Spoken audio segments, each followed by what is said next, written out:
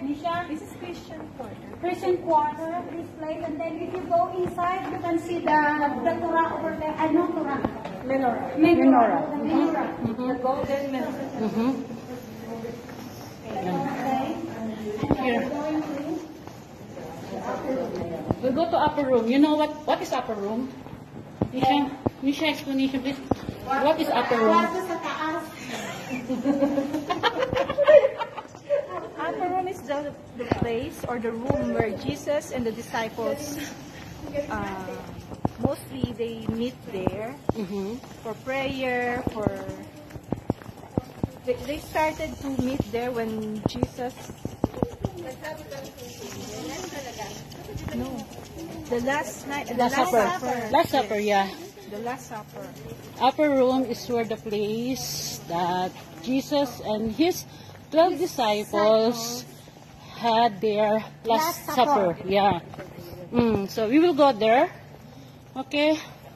I'll post Then this. we want to show you the one who betrayed him. You know? You know who is it? Who it is? Of course I know it, but I don't want to tell you. I don't want to tell you. Okay, we will go there But in you the know, upper room. we will give him thanks because of him. You know, we are forgiven and we are our life has already, you know, direction and know where we're going. You know, because of what he did. So everything has a purpose. Yeah, amen. So, He's the part of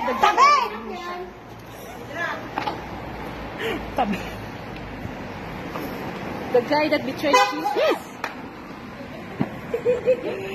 He's part of the great mission of Jesus on the cross. so we will go there. Hyper. Let me see. You know. You know. And you don't know.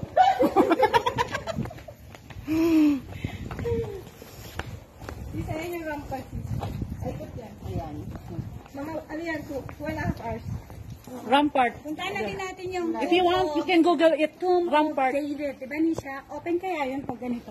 Tomb of David. Di ba nandiyan ang sa baba ng upper room? Yeah. Pupunta daw kami sa upper room sa ang kwarto sa taas.